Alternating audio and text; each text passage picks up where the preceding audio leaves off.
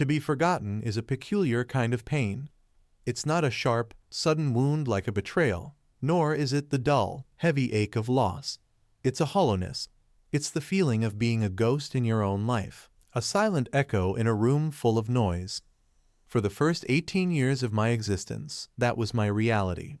I was Alex, the middle child, the filling in the family sandwich, squeezed between two far more substantial, far more interesting slices of bread. My family operated on a simple, unspoken hierarchy of attention. At the top was my older brother, Liam. He was the sun around which our family's little solar system revolved. 2 years my senior, he was born with a golden glow.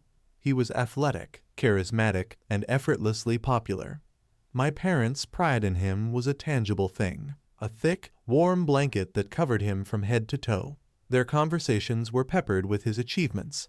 Liam scored the winning touchdown. Liam was elected class president. Liam got a full-ride scholarship for football. His trophies lined the mantelpiece, gleaming under the living room lights, each one a small, metallic testament to his superiority. Our family calendar was dictated by his game schedules, his training camps, his award ceremonies. Then there was Chloe, my younger sister. 5 years my junior, she was the baby, the surprise, the delicate porcelain doll of the family. If Liam was the sun, Chloe was the squeaky wheel. She was prone to dramatic illnesses, imaginative fears, and a constant, desperate need for coddling. Her every whimper was a siren call that sent my parents scrambling. Her scraped knees were treated with the gravity of mortal wounds. Her nightmares were dissected with Freudian intensity, and her every artistic scribble was hailed as a work of burgeoning genius. She commanded attention through sheer, unadulterated neediness. And then there was me, Alex, the quiet one, the self-sufficient one, the one who never made a fuss. In the clamor for glory and the cacophony of need, my silence was mistaken for contentment. My independence wasn't nurtured as a strength, it was simply a convenience. I was the low-maintenance child, the one they didn't have to worry about, and in their relief, they simply forgot to see me. My childhood is not a highlight reel of traumatic events, but a long, faded montage of small, persistent slights. I remember my 10th birthday with a clarity that still stings. It was a milestone, the big double digits. I had talked for weeks about wanting a party at the local laser tag arena. My mother had hummed noncommittally, her eyes already on the newspaper clipping about Liam's upcoming regional qualifier. The day came and went. Liam had a practice that ran late. Chloe threw an epic tantrum because she couldn't have ice cream for breakfast. My birthday was a casualty of the daily chaos. That evening, my father came home, saw my face, and a flicker of recognition crossed his features. "Oh, shoot, Alex. Today's the day, isn't it?" He disappeared and returned 20 minutes later with a small, generic ice cream cake from the supermarket, the kind with clowns on it. It was already starting to melt. They stuck a single, wobbly candle in it and sang a rushed, off-key version of Happy Birthday while Chloe tried to blow it out for me. I made a wish, though I can't remember what it was. Probably just to be seen. I ate my slice of semi-liquid cake in silence while my parents discussed the logistics of getting Liam to his game the next day.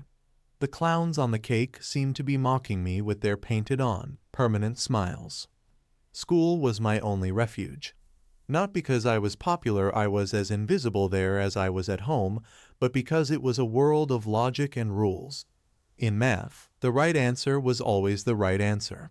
In science, experiments yielded predictable results. It was a system where effort could be quantified and rewarded, even if that reward was just a letter on a page.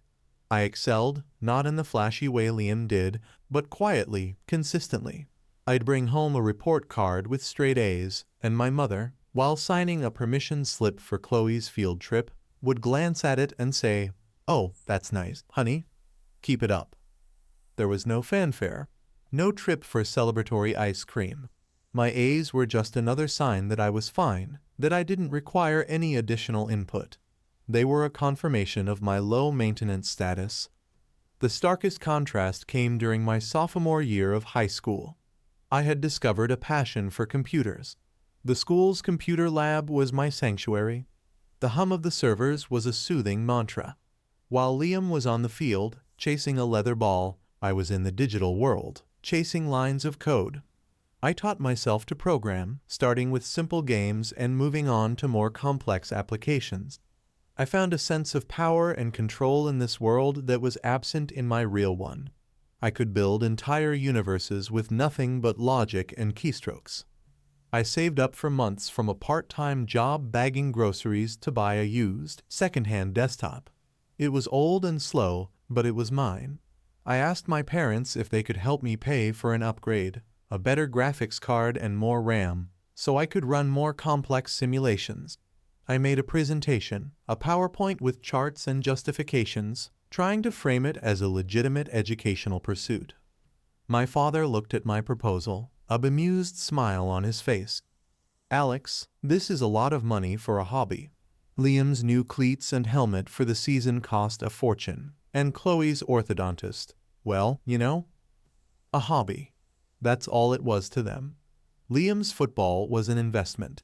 Chloe's perfect teeth were a necessity. My passion, the one thing that made me feel alive and capable, was just a hobby, a frivolous expense. I didn't argue. I just folded up my presentation, went back to my room, and looked up the price of the components online. It would take me another 6 months of bagging groceries. So be it. The resentment was a cold, hard stone in my gut, but it was also fuel. That year, I won the state-level science fair. My project was a rudimentary AI I had programmed that could predict weather patterns with surprising accuracy, using publicly available data. It was a significant achievement. I was on the local news for 15 seconds. I remember standing by the television, my heart thumping, waiting for my parents to see it. The segment aired. My mother glanced up from her magazine. "Oh, look, there's Alex. Your hair is a bit messy, dear." And then the anchor moved on to the next story, and so did she. There was no praise for the months of work, for the complexity of the code, for the win itself. Just a passing comment on my appearance. Liam clapped me on the shoulder on his way to the fridge. "Cool stuff, little brother." It was the most recognition I got. That night, I dismantled the project, salvaged the parts, and started building something new. I wasn't doing it for them anymore. I was doing it for me. The day I left for college was one of the happiest of my life. I'd earned a substantial academic scholarship to a university 12 hours away. It wasn't an Ivy League, but it had one of the best computer science programs in the country. My parents helped me pack my things into our old minivan with a sense of mild bewilderment, as if they were surprised I had accumulated enough belongings to require a vehicle. The goodbye at the dormitory was brief and awkward. My mother fussed with my bedspread. My father handed me $200. "For emergencies," he said, patting my shoulder. Liam hadn't even come. He had an important pre-season party. Chloe was whining about the long drive home. "Call us every week," my mother said, her voice already distant. "I will," I lied. As they drove away, I didn't feel sad. I felt a profound, exhilarating sense of release. It was like I had been holding my breath for 18 years and could finally exhale. I stood there, watching the taillights of the minivan disappear, and for the first time, the silence around me didn't feel like emptiness. It felt like freedom. College was a revelation. For the first time, I was in a place where I wasn't Liam's brother or Chloe's brother. I was just Alex. My professors saw my potential. My classmates, fellow geeks and programmers, spoke my language. I met my future business partner, a brilliant, hyperactive programmer named Ben, in a late-night study session fueled by stale pizza and cheap coffee. We bonded over a shared frustration with inefficient data sorting algorithms. We didn't party. We coded. While others were at frat houses, we were in the library, sketching out ideas on whiteboards. Our dorm room looked like a mad scientist's lab, littered with empty energy drink cans, tangled cables, and notebooks filled with complex equations. We were building something.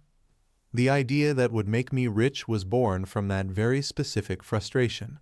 We developed a proprietary data parsing algorithm that could sift through and organize massive, unstructured datasets with unprecedented speed and accuracy. It was elegant, efficient, and incredibly valuable. We called our fledgling company SIFT. After graduation, we turned down lucrative job offers from tech giants. We poured our savings, a collection of scholarship money and part-time job earnings, into renting a tiny, windowless office in a cheap part of town. We lived on ramen noodles and slept on air mattresses in the office. We worked 18-hour days. My family knew I had a computer job, but the details were hazy to them. My weekly calls had dwindled to monthly, then to holidays only. They were short, perfunctory conversations. "How's work?" my mom would ask. "It's good. Busy." "That's nice. You'll never guess what Chloe did in her ballet recital." And the conversation would pivot, as always, back to the familiar orbits of Liam and Chloe. Liam's post-college career hadn't taken off as planned.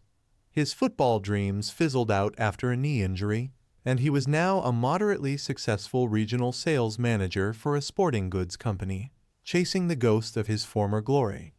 Chloe was in art school, a venture my parents were funding with a second mortgage on their house, convinced she was the next Frida Kahlo. They never asked about the specifics of my job. They never asked about SIFT. The first breakthrough came 2 years in. A small venture capital firm saw the potential in our algorithm and gave us our seed funding. Suddenly, we could afford a real office with windows. We could hire a small team. The pressure intensified, but so did the excitement. Ben was the face of the company, the charismatic salesman. I was the architect, the one who stayed behind the scenes, refining the code, scaling the system, making it stronger, faster, better. 2 years after that, we landed a massive contract with a major logistics corporation. Our valuation skyrocketed. We went through a Series A, then a Series B round of funding. SIFT became a buzzword in the tech industry. We were the classic Silicon Valley success story, 2 college kids in a garage, or in our case, a windowless office who built an empire from an idea. The big one came last year, just before my 30th birthday. One of the largest tech conglomerates in the world, a behemoth we had once dreamed of working for, made us an offer of acquisition. The number they put on the table was staggering. It had 9 zeros. Ben and I talked it over for a week. We had built this thing from nothing. But the offer wasn't just an exit, it was a validation. It was the world telling us that what we had created was not just a hobby, it was revolutionary. We took the deal. Overnight, I went from being a hardworking, moderately well-off tech guy to being rich. Not just nice house and a fancy car rich. I'm talking never have to work another day in your life, and neither will your children or grandchildren rich. My life changed, but I didn't. I'm still the same quiet, introverted person. I bought a minimalist, modern house high in the hills, overlooking the city. It's mostly glass and steel, clean lines and open spaces. It's quiet. I upgraded my computer. I still spend most of my nights coding, not for a company, but for myself, for the joy of it. I didn't tell my family. What would I say? Hey, remember that stupid hobby you wouldn't help me with? Well, it just made me a multimillionaire. It felt petty. It felt pointless. My relationship with them was a vestigial organ, a part of me that was there but served no function. I continued the holiday calls, sent the obligatory birthday gifts. They had no idea. The forgetting, it seemed, was complete. I had my own life, my own world, one they had no part in, and I was content with that. The hollowness of my childhood had been filled, not with their love or approval, but with my own accomplishments. I had built a life so full and so bright that their shadows could no longer reach me. Or so I thought. The past has a funny way of refusing to stay buried. My anonymity was shattered by a magazine. A major business publication did a "Where Are They Now?" feature on the founders of SIFT after the acquisition. There was a picture of me and Ben standing in front of our old office, smiling, and below it, a detailed article about our journey, our algorithm, And, of course, the eye-watering sum of the acquisition deal. It listed my net worth. I knew the article was coming out, but I underestimated its reach. I figured it would be read by people in my industry and no one else. I had forgotten that my father still subscribed to the print edition of that very magazine. The phone rang on a Tuesday afternoon. I was sitting on my terrace, watching the sunset paint the sky in hues of orange and purple, a glass of expensive whiskey in my hand. It was a peaceful, perfect moment. The caller ID flashed Mom. I hesitated. Our last call was 2 months ago, for my birthday. It had lasted exactly 4 minutes, most of which was her talking about Chloe's new boyfriend. I considered letting it go to voicemail, but some lingering, vestigial sense of duty made me answer. Hello? Alex? Oh, Alex, honey, it's you. Her voice was different. The usual distracted, slightly weary tone was gone. In its place was a syrupy, high-pitched enthusiasm I hadn't heard from her since Liam won his state championship in high school. It was the voice she used when she wanted something. Hi, Mom. Everything okay? I asked, my guard immediately up. Oh, everything is just wonderful. We're so proud of you, sweetheart. We just saw, my goodness, a magazine. Your father brought it home. Alex, we had no idea. All this time, you were building this empire. Why didn't you tell us? The words, we're so proud of you, hung in the air. They were the words I had craved hearing my entire childhood. I had imagined them in 100 different scenarios, holding up a report card, a trophy, a diploma. But hearing them now, they felt hollow, counterfeit. They were a currency being offered long after the market had closed. I've been busy, I said, my voice flat. Of course, a big, important man like you, she gushed. The flattery was so thick I felt like I could choke on it. Your father and I were just saying, we always knew you had it in you. You were always so smart, so focused. That quietness, it was genius at work, we always knew. I almost laughed. The revisionist history was breathtaking. My neglect was now reframed as their wise, hands-off parenting strategy. My invisibility was a sign of my burgeoning genius. It was absurd. Right, I said, taking a sip of my whiskey. The smooth, peaty burn was a welcome anchor to reality. There was a brief pause on her end, a slight shift in tone as she moved from the fawning preamble to the main event. This was it, the reason for the call. Listen, honey, she said, her voice dropping into a more conspiratorial, intimate register. The thing is, now that you're in a position to, I stayed silent, making her say it. Your family, Alex, we need to talk. Your brother, your sister, things have been a bit difficult. We need your help. I looked out at the city lights beginning to twinkle below me like a carpet of fallen stars. A city I had conquered on my own. The silence stretched, filled with 20 years of unspoken words, of forgotten birthdays, of empty chairs at school plays. The ghost in the room was finally being seen. Not because they had finally learned to look, but because the ghost was now rumored to be haunting a vault full of gold. Help?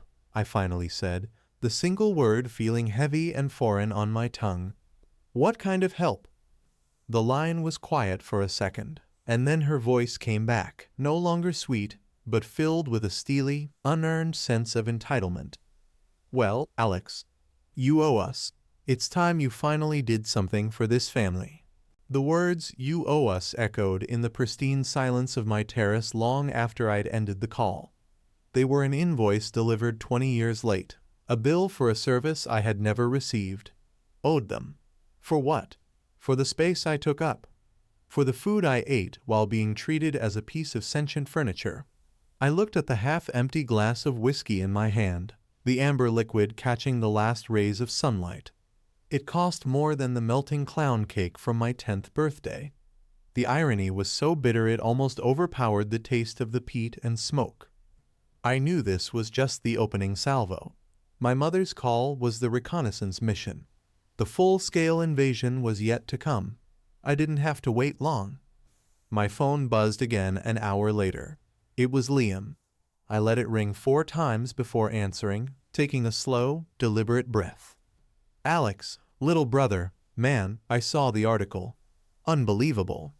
His voice was a booming, back-slapping caricature of brotherly pride.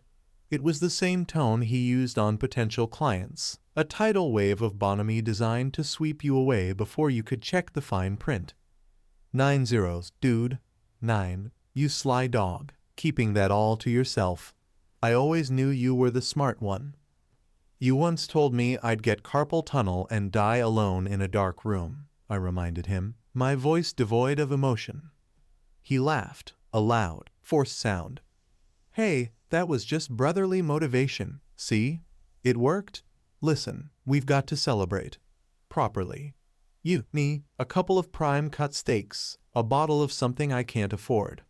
My treat, of course, metaphorically speaking. What do you want, Liam? I cut through the bluster. We had never been close. Our relationship was a series of polite fictions, and I was no longer in the mood to play along.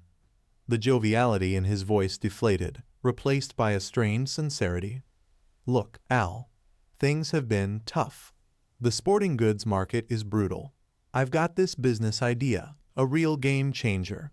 An app that connects personal trainers with clients using a proprietary matching system. It's like Tinder, but for getting ripped. All I'm missing is the seed capital. The VCs, they don't get it. They're all nerds like you, no offense. They don't understand the fitness world. But you do. You get innovation. I almost corrected him that I didn't understand the fitness world at all. I understood data, and his idea was derivative and unscalable, but I held my tongue. So you want an investment, I stated. Not an investment, bro. A partnership. The two of us. The jock and the nerd. It's the perfect team. You handle the tech stuff. I handle the marketing. We'll be unstoppable. Think about it. We're family. Blood. Who are you going to trust more than your own brother? The word trust coming from him was laughable. I remembered all the times he'd borrowed money from my meager savings as a teenager and conveniently forgotten to pay it back. I remembered him taking credit for my idea for his high school science project. I'll think about it, I said. It was a lie, but it was the most efficient way to end the conversation. That's my man. Knew I could count on you, he boomed, his confidence restored. Mom said she's trying to get everyone together for a family dinner soon. We'll talk more then. Don't be a stranger, you big shot billionaire. He hung up. I stared at my phone. He hadn't asked a single question about my life, my work, or the last 12 years. He'd just seen a number in a magazine and dialed for dollars. Chloe's call came the next morning. It began with a choked sob. Alex, it's me. Her voice was a fragile whisper, as if a strong gust of wind might shatter it. I saw the magazine. I'm just so happy for you. You deserve it. You were always so separate. Separate. That was one word for it. Are you okay, Chloe? I asked, playing my part. No, she whimpered, and the floodgates opened. It was a classic Chloe performance, a symphony of sighs, sniffles, and artfully constructed misery. The world is just so cruel to artists, you know? My professors, they don't understand my vision. They want me to paint commercial things, happy things. But my soul is full of darkness and texture, and this city, it's crushing me. I can't create in my tiny, cramped apartment. The energy is all wrong. I need a studio, a loft with northern light, a place where my spirit can breathe. I waited. The ask was coming. Mom said that you did so well, she continued, her voice trembling with manufactured vulnerability. And I was just thinking, if I had a space, a real space, and I didn't have to worry about rent or food or anything, I could finally create my masterpiece. I could finally be the artist I was meant to be. It's not for me, Alex. It's for my art. It was brilliant in its own way. She wasn't asking for money for herself. She was asking for a patronage, a noble endowment for the sake of art itself. How could I say no to that? Art is expensive, I said simply.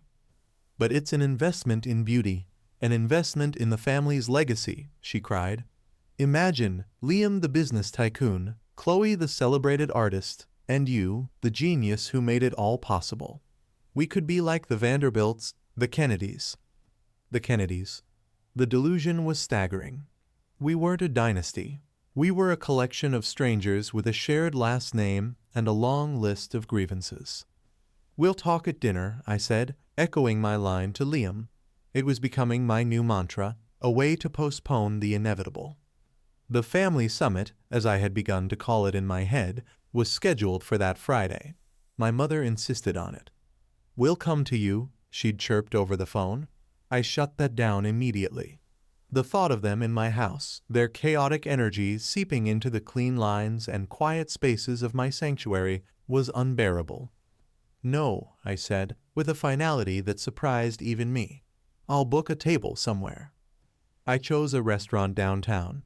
It was one of the most expensive and exclusive places in the city, the kind of establishment where the waiters wore tuxedos and the wine list was thicker than my high school calculus textbook. It was a power move, and I knew it. I was setting the stage, defining the terms of engagement on my turf. I arrived early and took a seat at the corner table I had reserved. It offered a panoramic view of the dining room. I felt like a sociologist observing a strange tribe. I watched them arrive, a chaotic little procession of want and expectation. My parents came first. My father, in a suit that was a decade out of style and a size too tight, looked around with a mixture of awe and insecurity. My mother was wearing a new, brightly colored dress, her face plastered with a wide, strained smile. She was trying to look like she belonged here. Liam arrived next, striding in like he owned the place, a cheap imitation of the alpha male he'd been in high school. He clapped me on the shoulder too hard and immediately started critiquing the wine list. Chloe drifted in last, a waifish figure draped in black, her eyes artfully smudged with dark makeup. She looked around the opulent room with a theatrical disdain, as if its bourgeois luxury was an affront to her artistic soul. The small talk was excruciating. They peppered me with questions that were really just statements about my money.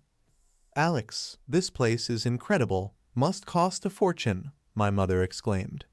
"So, what's it like, not having to look at the prices on the menu?" Liam asked with a wink. Chloe simply sighed and said, "It all feels so disconnected from the real struggle, doesn't it?" I answered in monosyllables, letting them talk. I was an auditor, and this dinner was an examination of my family's accounts. I was here to assess the debt they believed I owed them. The moment of truth came after the main courses were cleared. My father, clearing his throat and sitting up straight, assumed the role of family patriarch. "Alex," he began, his voice taking on a formal, serious tone, "we are all incredibly proud of you. Your mother and I, we always knew you were special. You were a serious boy, always thinking." He paused, looking to my mother for support. She nodded eagerly. "And now that you've come into this success, it's a blessing for the whole family." "A rising tide lifts all boats," Liam chimed in, pleased with his own cliché. "Exactly," my father said, pointing a finger at Liam.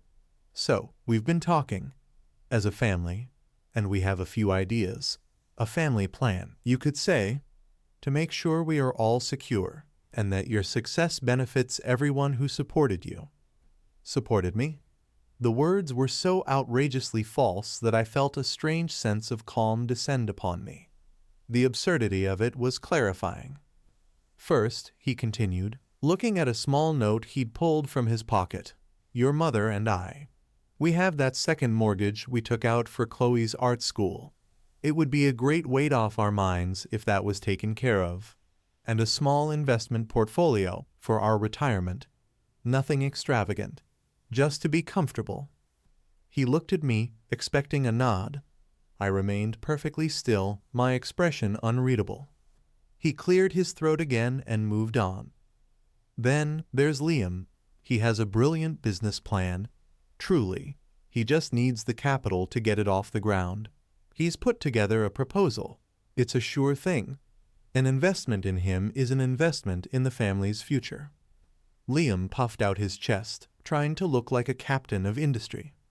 "And of course, Chloe," my father said, his voice softening. "She's so talented, but an artist needs to be nurtured.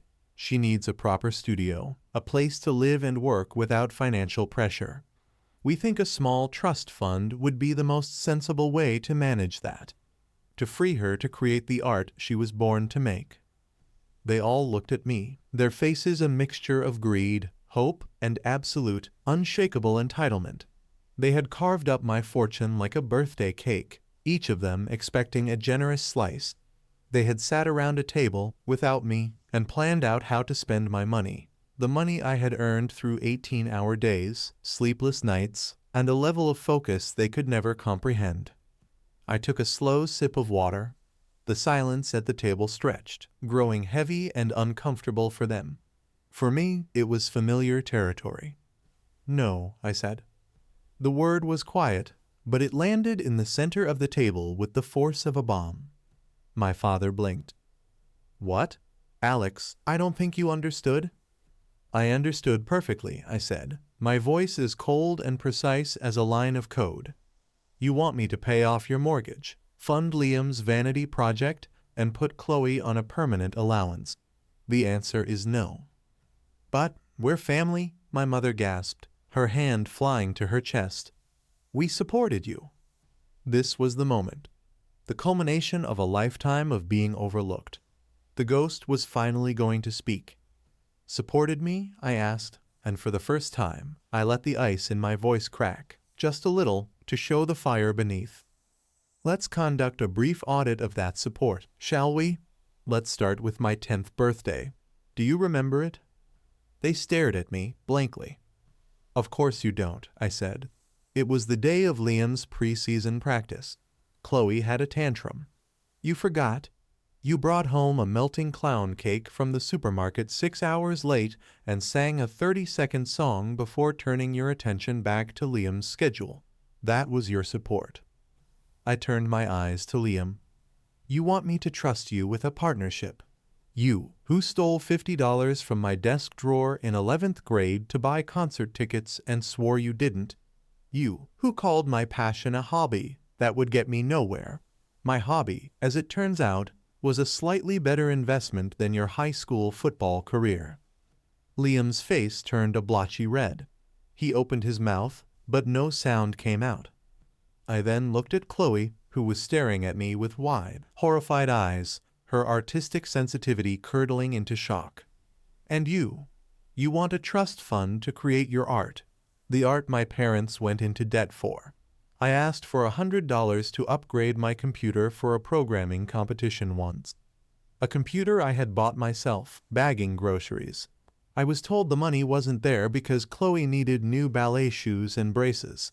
My passion wasn't a worthy investment. Your hobbies always were." I finally looked back at my parents. My mother's face had crumpled, the fake smile gone, replaced by a mask of indignation. My father looked like I had slapped him.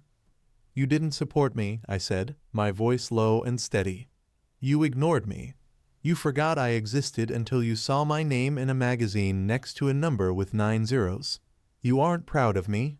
You're proud of my bank account. You don't love me. You love what I can do for you. This isn't a family. It's a business transaction, and I am declining the offer." The silence that followed was absolute. The clinking of silverware from other tables seemed a world away. It was my mother who broke it. Her face, moments before a mask of wounded motherhood, hardened into something ugly. The syrupy sweetness was gone, boiled away to reveal a core of pure, bitter resentment. "After everything we did for you," she hissed, her voice trembling with rage, "we gave you a roof over your head, we fed you, you ungrateful boy, you owe us this." There it was again. That word. Oh. I stood up, pulling my wallet from my jacket. I placed several $100 bills on the table, more than enough to cover the lavish meal. "This meal is the last thing you will ever get from me," I said calmly. "This pays for the food you ate tonight. As for the roof over my head and the meals I ate as a child, consider my 18 years of silence as payment in full. I was the low-maintenance child, remember? It seems I am a low-maintenance son as well. I looked at each of their stunned, furious faces one last time. For a fleeting second, I saw them not as monsters, but as what they were, a washed-up jock, a perpetual child, and two people who had bet on the wrong children and were now trying to cash in the winning ticket of the one they'd discarded. There was no victory in this, only a profound, bottomless sadness. I turned and walked away without looking back. I could feel their eyes on me, daggers of hate and disbelief. I walked out of the opulent restaurant and into the cool night air. The city lights glittered around me, a universe of my own making. Driving back to my glass house in the hills, I didn't feel angry anymore. I felt empty. But it was a different kind of emptiness than the one I grew up with. It wasn't the hollow ache of being forgotten. It was the clean, quiet, expansive emptiness of a space that has been cleared of clutter. I had been a ghost in their house for years. Tonight, I had finally shown them my face, and then I had simply vanished. I was no longer forgotten. I was gone. And for the first time, that felt like a choice. My choice.